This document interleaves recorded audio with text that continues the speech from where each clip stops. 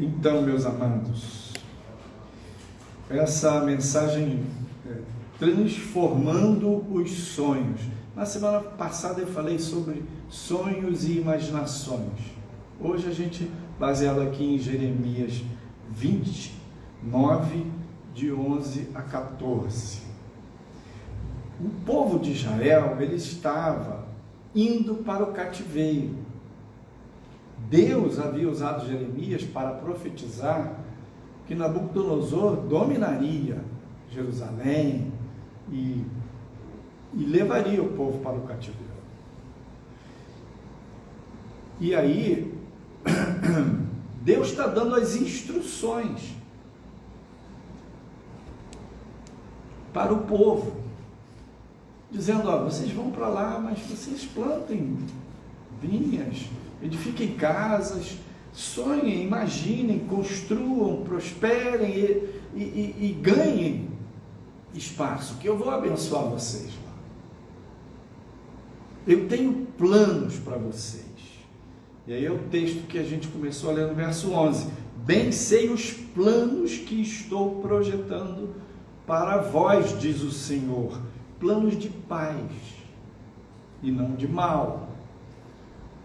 Então, as pessoas estavam numa situação difícil, sendo deportados, levados para uma outra terra, um outro império, o império da Babilônia, e estavam pensando, vai ser terrível. E Deus diz, eu tenho planos. Eu estou projetando, eu penso coisas boas, planos de paz e não de mal, um futuro para vos dar esperança. E vocês vão me invocar, vocês vão orar, e eu vou ouvir. E eu me revelarei, eu serei achado de vós. Pensa bem, Deus tem um propósito na vida e na existência de cada um de nós. Nossos sonhos, projetos, imaginações, são os pensamentos, as fantasias, as emoções, funcionam como se fosse um tipo de gasolina. Funciona como algo que impulsiona, que motiva a gente. E também os projetos, os sonhos e imaginações dão um certo norte, um rumo. Né? Quando você projeta alguma coisa, sonha, imagina, aquilo você aponta sua mente, seu esforço, seu empenho, seu trabalho naquela direção. Mas Deus tem sonhos, planos e projetos para nós. Então existem os nossos projetos e os projetos dele. E nos nossos projetos, a gente tem projetos humanos, naturais, né? Legítimos, mas tem muitos dos nossos projetos que não são iluminados, inspirados por Deus. Por quê? Porque nós não vivemos neste mundo. Nós nascemos e desenvolvemos a nossa vida neste mundo. E o mundo, a Bíblia diz, jaz no maligno, está no maligno. O mundo tem um modo de ver, de pensar, uma escala de valores, um modo de enxergar a vida, do que é importante ou não, que é contrário à palavra de Deus. E a gente não percebe, nem sempre a gente se dá conta do quanto esse pano de fundo do mundo influencia a nossa maneira de pensar, nossos sonhos, imaginações e projetos. Uma vez eu ouvi uma irmãzinha falar assim, estava aprendendo sobre orar e crer, imaginar e ter fé e tomar posse. Aí ela falou, eu agora já me apossei, eu já pedi a Deus uma Ferrari. Hã? Como assim?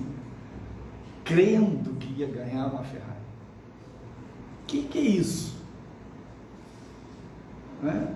Uma fé infantil, imatura, com o pano de fundo, né, influenciando a mentalidade dela nessa perspectiva de consumo, de aparência, de estética, coisa que não tem a ver com o reino de Deus. Tá? Não tem a menor noção do que é uma Ferrari. Quanto custa o IPTVA de uma Ferrari? Então Deus, Ele tem para todos nós um plano. E às vezes a gente fica pensando assim, às vezes até nessa perspectiva terrena humana ou do mundo de sucesso, a gente fica pensando, mas será que todo mundo, Deus tem um plano e todo mundo vai ter assim um destaque, uma relevância como os personagens bíblicos?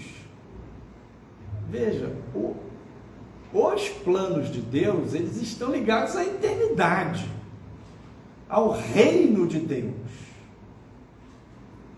Então, quando a gente usa essa escala de valores, esse tipo de lente do mundo, a gente se ilude.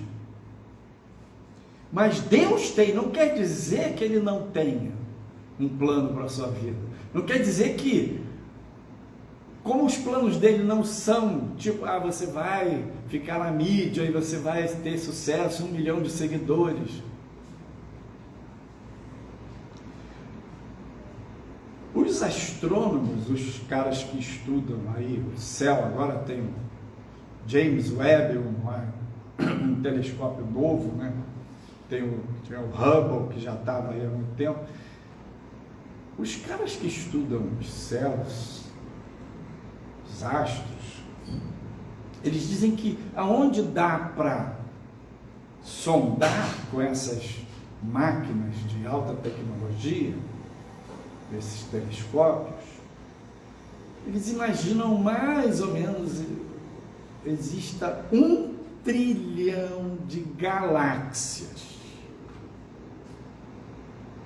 A galáxia é essa massa gigante, né, que tem uma forma de espiral com milhões, bilhões de estrelas. A nossa galáxia chama Via Láctea. Quando você olha o céu assim e vê aquela via, aquele caminho, aquele chão de estrelas, aquilo é um dos braços da espiral da nossa galáxia. Mas esses telescópios, eles veem milhões, bilhões de estrelas. Estima-se que haja 1 trilhão de galáxias. A nossa Via Láctea, a galáxia da Terra, do Sol e da Terra, tem cerca de 100 bilhões de estrelas.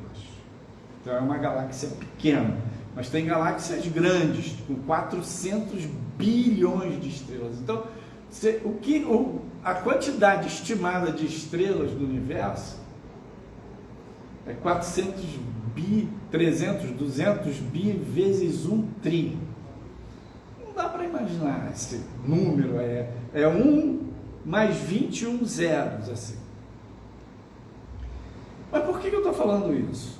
Porque lá em Isaías, capítulo 40, verso 26,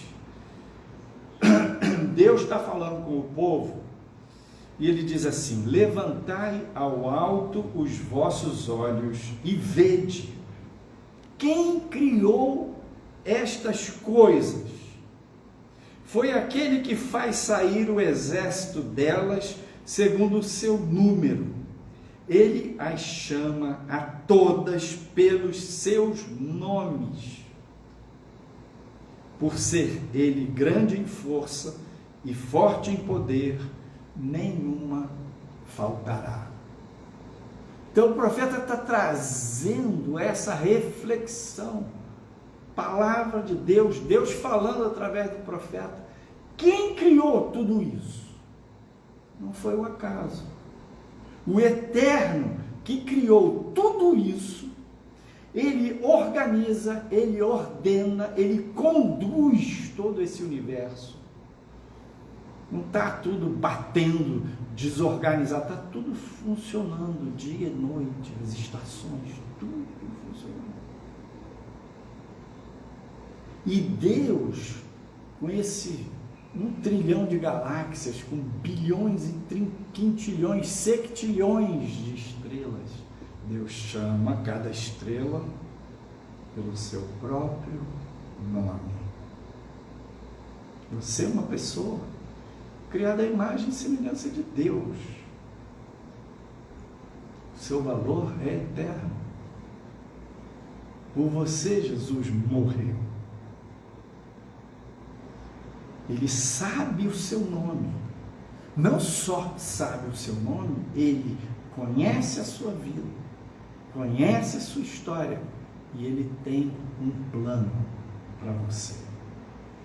Então, quando alguém diz numa palavra de pregação ou uma palavra profética, alguma coisa assim, Deus tem um plano na sua vida, aí você já, começa a imaginar, né? Aí a pessoa pensa, não, Deus tem um plano para o meu filho que é drogado, que é isso, que ele vai ser um grande pregador, que ele vai ser isso, que ele vai na TV. Então, essa verdade de que Deus sabe tudo que há, conhece o nosso nome, ela é real, eterna. E que Deus tem um plano para nós. Ele tem sonhos para você.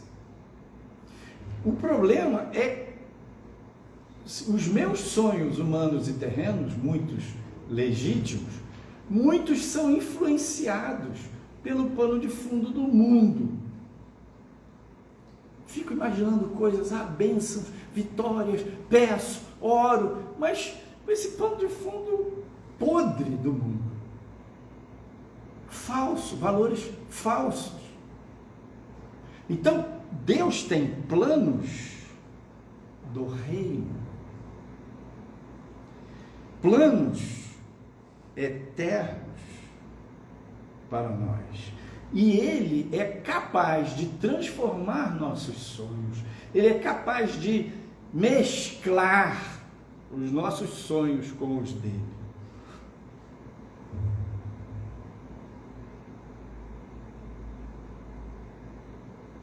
Lá em Colossenses capítulo 1, verso 13,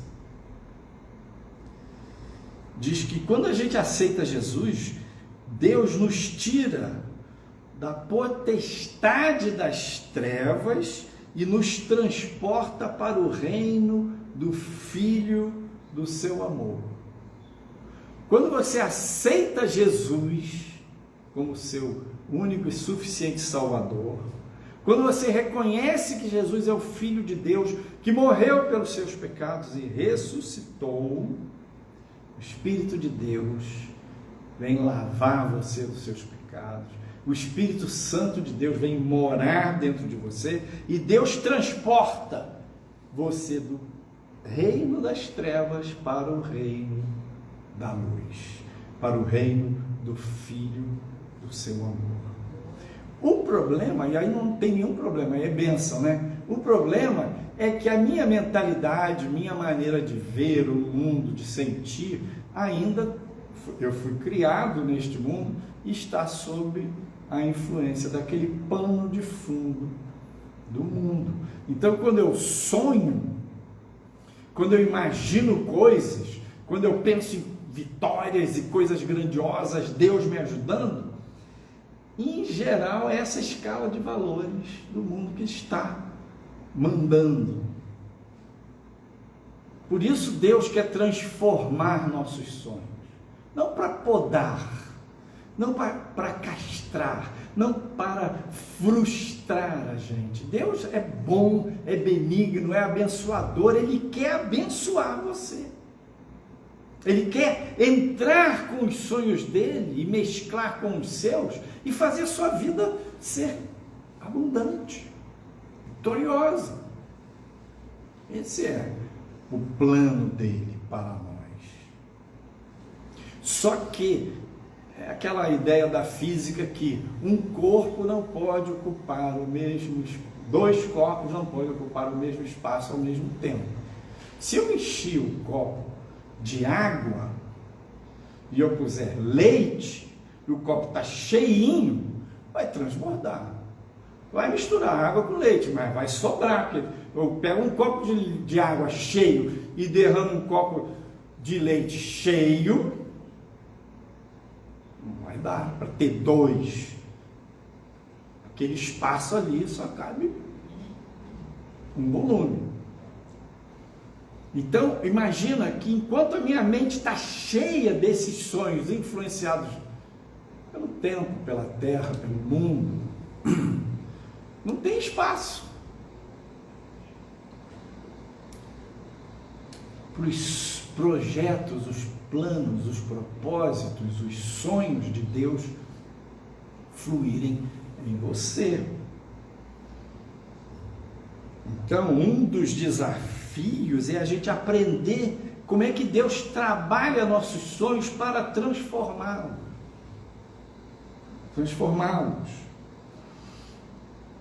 O que pode favorecer essa mudança dos nossos sonhos e imaginações? Primeiro, a Bíblia, a palavra de Deus. Por quê? A palavra, ela foi inspirada por Deus e ela traz para nós os valores do reino. Ela fala do reino. Há um rei, há um senhorio, né? E Deus fala para nós na sua palavra o que é certo e o que é errado. E obviamente que os planos, os projetos, os sonhos de Deus para nós não vão botar incentivo para o que é errado, para o que é mal, para o que é enganoso, para o que aprisiona. Não. A gente vê, por exemplo, não sei se você já viu notícias assim de pessoas que ganharam na loteria. A pessoa de um dia para outro se tornou milionária. E de um dia para outro, a vida daquela pessoa se tornou uma desgraça. Porque tudo mudou de repente por conta do dinheiro, e aí foi assaltado, aí é parente que briga porque quer. A vida da pessoa se tornou uma desgraça. Então Deus não quer te dar bênçãos que vão destruir você, que vão desacertar seu caminho, vai fazer você se embolar. Não. Primeiro, então, para você começar a buscar a sintonia com os planos de Deus, a palavra de Deus, a Bíblia, ler a Bíblia todo dia, conhecer a Bíblia. O segundo aspecto para esse processo da transformação é a oração. Quando você lê a Bíblia, a própria Bíblia, inspira você a orar. Você lê um salmo que fala de sofrimento, de luta, de batalha, aquele salmista era uma pessoa que tinha fé e que estava passando por problemas, como nós. E ela foi a Deus e começou a falar e registrou aquilo ali. E aí você pode pegar aquele texto e fazer dele uma inspiração para a sua oração. E aí você pode contar para Deus quais são os seus planos, quais são os seus sonhos, através da oração. Conversar com Ele. E a oração é um bate-papo, é um diálogo, é uma conversa, é uma via de mão dupla. Tanto você fala para Deus, quanto Deus pode falar com você.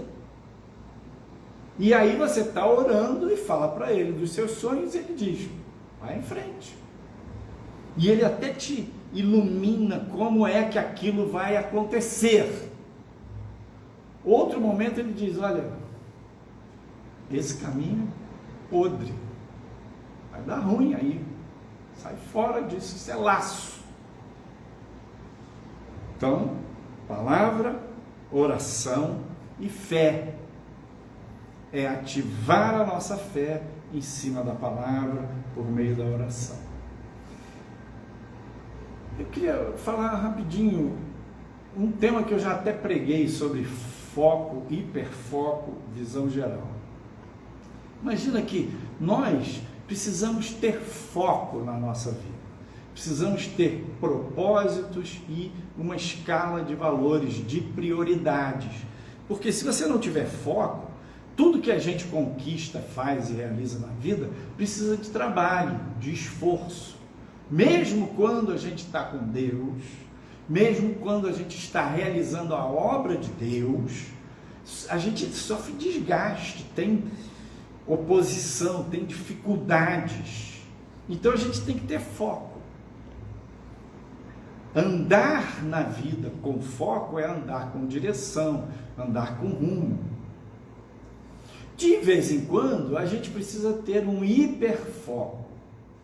A gente precisa aproximar a câmera e olhar bem de pertinho para tirar um espinho do dedo do pé. Você tem que olhar ali, porque você está com uma agulha, passou a agulha no foguinho ali, mas aquele espinho entrou no dedão do pé, está sofrendo a beça. Então você tem que meter aquela agulha ali para puxar aquela ponta de espinho cravada no seu dedão. Então você tem que ter hiperfoco, prestar atenção, porque não vai adiantar ficar fustigando o seu dedo se não for naquele ponto específico. Então, resolver questões da nossa vida, dos relacionamentos, a gente tem que ter um foco mais aproximado, um hiperfoco. E na vida nós temos que ter uma visão geral. A gente tem que olhar e ver o todo, ver o conjunto. Por quê? Quando você está no hiperfoco, se você vai andando, já viu aquelas pessoas na internet? Hoje, como as pessoas andam olhando o celular, né? O cara anda de bicicleta olhando o celular. As pessoas andam na calçada olhando o celular. Aí tem um monte de vídeo no YouTube de pessoas que batem em placa, caem em buraco, atropelam o outro. Por quê? A pessoa está andando olhando o celular. Tem coisas engraçadas, mas tem coisas que são... A pessoa está maluca, né? Vai numa beira de um precipício, bater uma selfie e cai. Então, uma estratégia de Satanás hoje é prender as nossas imaginações e sonhos, o prazer, a motivação nossa, no hiperfoco de coisas banais. A própria internet é um exemplo disso. Porque você fica lá no TikTok, no YouTube, no Instagram, vai no Facebook, e você fica ali, e aquilo é gente, é relacionamento, mas é um monte de coisa nenhuma. Se você botar um conta-giro, conta-hora, conta-tempo, quanto tempo nesta semana você gastou na internet? Nós. Meia hora por dia, 1 hora, 2 horas. Então, uma das estratégias de Satanás, do pano de fundo deste mundo, é fazer a gente ter hiperfoco naquilo de pouca importância. Bom, normal você se distrair, vou entrar ali para ver um vídeo engraçado, tudo bem. O problema é que você passa o dia inteiro naquilo, tem um tempinho livre, vai no banheiro, com o celular na mão. Problema. Então a estratégia do inimigo é, se você está com hiperfoco, você não tem rumo. É o caso da pessoa com o celular na mão, olhando e andando na calçada, está assumindo o risco.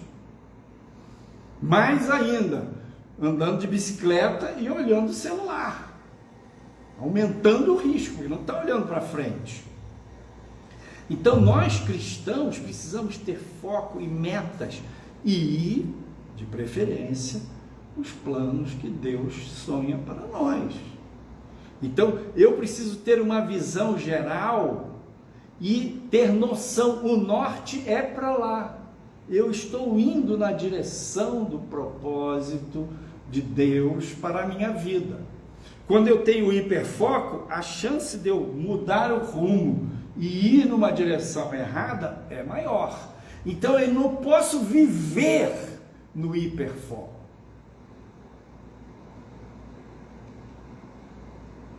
Não devo viver.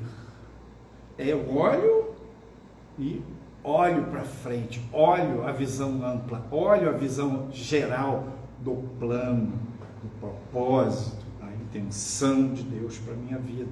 E eu tenho foco, eu tenho metas no curto, médio prazo. A minha meta no longo prazo é viver para servir ao Senhor até o último dia da minha vida. Eu quero andar com Jesus, reino de Deus em primeiro lugar. Mas eu tenho metas de 5 anos, de 1 ano. Um dos aniversários de casamento, eu e Elisete fomos no hotel. Ela foi criada lá na Glória, quando criança, e de vez em quando ela falava, esse hotel aqui, não sei o quê. Aí um dia do aniversário de casamento, eu fiz uma surpresa para ela, marquei lá uma suíte lá, e uma noite só, né, que é hotel caro. E aí eu falei, nós vamos dar um passeio. Nosso aniversário de casamento, entramos no carro, fomos para o Rio. Chegou lá, entrei na garagem do Hotel Glória e pronto. Foi mais barato. Foi muito legal. E ela, desde criança, morava ali no Catete, pequenininha, via aquele hotel, presidente se hospedando lá. E aí, no quarto, a gente fez um exercício assim.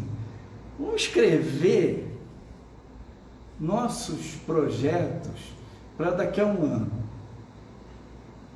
Até hoje eu tenho aquele papelzinho com o timbre do hotel, eu tenho guardado. Projeto para 1 ano, para 5 anos, para 15 anos. Gente, coisa linda. Porque vários dos sonhos dela, dos meus, dos projetos dela e dos meus eram coincidentes. Filhos, neto, e conquistas e tal. Tantas coisas daquelas se cumpriram. Precisa ter foco, precisa ter projetos, precisa sonhar e precisa orar e trabalhar em cima da palavra e mesclar os seus sonhos, projetos com os de Deus. E está aberto para Ele trazer os dele para você. Que você vai ter rumo, você vai lutar por aquilo que vale a pena, você vai investir naquilo que vale a pena.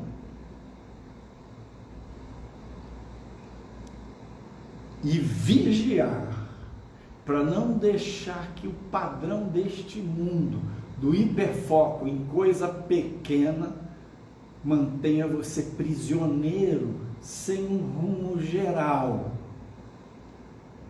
Diz a Bíblia assim: não ameis o mundo, nem o que há no mundo. Se alguém ama o mundo, o amor do Pai não está nele. Porque tudo o que há no mundo, a cobiça da carne, a cobiça dos olhos e a soberba da vida não vem do Pai, mas sim do mundo. Ora, o mundo passa e a sua concupiscência, mas aquele que faz a vontade de Deus permanece para sempre. 1 João 2, 15 a 17. É isso, não fica amando, fica se perdendo, gastando tempo com coisas, porque a vida vai passar. Essas coisas que você investe com muito afã não vão lhe render resultados bons, não serão bons frutos. Mas a gente precisa acreditar, a gente precisa sonhar. Agora, no fim de ano, em geral, a gente faz projetos. Tem uma frase do Roosevelt, foi presidente americano, que ele diz: acredite que você pode, assim você já está no meio do caminho. Você, com fé em Deus, né, com a ajuda dele, acredite que você pode. Pense. E vá pensando, e vá imaginando.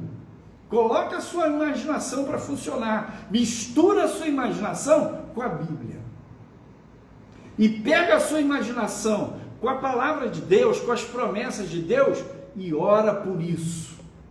Fala com o Pai. E fica aberto para ver o que Ele vai te devolver. Porque assim, Ele vai limpando o copo que está meio cheio, para poder abrir espaço para mesclar os planos dele com os seus. No Salmo 123, ele diz assim, verso 1: a ti levanto os meus olhos, ó tu que habitas nos céus. Assim como os olhos dos servos atentam para as mãos dos seus senhores, e os olhos da serva para as mãos da sua senhora, assim os nossos olhos atentam para o Senhor nosso Deus, até que tenha piedade de nós. Então, o salmista se compara com um servo, como uma serva, como um escravo naquele tempo, e que tinha uma condição de dependência total do seu senhor, da sua senhora. Ele faz essa comparação, dizendo: Deus, eu me coloco diante de ti nesta mesma atitude de esperar de ti, até que o Senhor tenha piedade. Então, também o Salmo, esse é o 123, mas no Salmo 121 diz: eleva os meus olhos para os montes, de onde me virá o socorro? Da onde?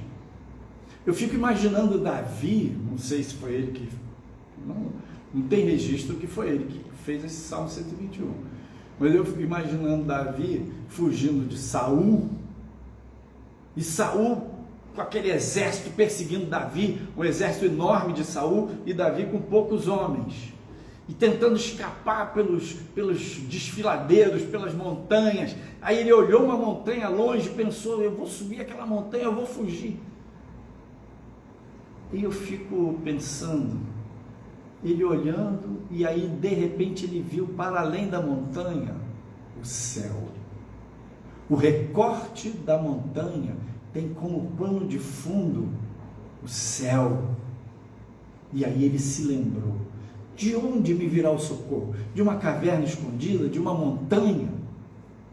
Não, o meu socorro vem do Senhor, que fez o céu e a terra. É Ele que vai me livrar, é Ele que vai me ajudar, é Ele que vai transformar os meus sonhos. Como o servo olha para as mãos do seu Senhor, eu olho para ti, Senhor. Eu dependo, eu busco, eu aprendo contigo. Paulo diz em 2 Coríntios 5:7, porque andamos por fé e não por vista. Então, nesse processo de transformar os sonhos, a gente precisa trabalhar a imaginação, o pensamento com a oração, para ativar a fé, ativar a nossa fé.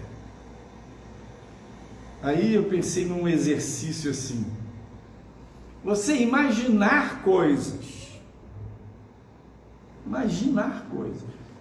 coisa que você quer, um projeto de curto, médio e longo prazo. Daqui a 1 ano eu quero isso, daqui a 5 anos eu quero aquilo, daqui a 15 anos. Imagina a coisa. Agora, mistura com a sua imaginação a oração. Comece a orar por isso. Anote. Agora, no fim de ano, faça propósitos. E na sua oração, pegue a Bíblia. Misture na sua oração a palavra, as promessas que inspiram. E ative a sua fé, creia. E a gente pode fazer esse ciclo de oração, imaginação e fé e leitura da Bíblia, ou pode começar imaginando, pode começar crendo, pode começar orando, pode começar lendo, mas pensa que esses ingredientes, quando você trabalha isso num relacionamento com Deus, Ele vai trabalhar seus pensamentos, suas imaginações, seus sonhos, Ele vai falar com você, porque Ele diz: eu bem sei os planos que tenho para vós. São planos de vida, planos de paz, planos de bênçãos. Ele tem esses planos para nós. Vale a pena, vale muito a pena andar com Ele, depender dEle, aprender com Ele. Amém.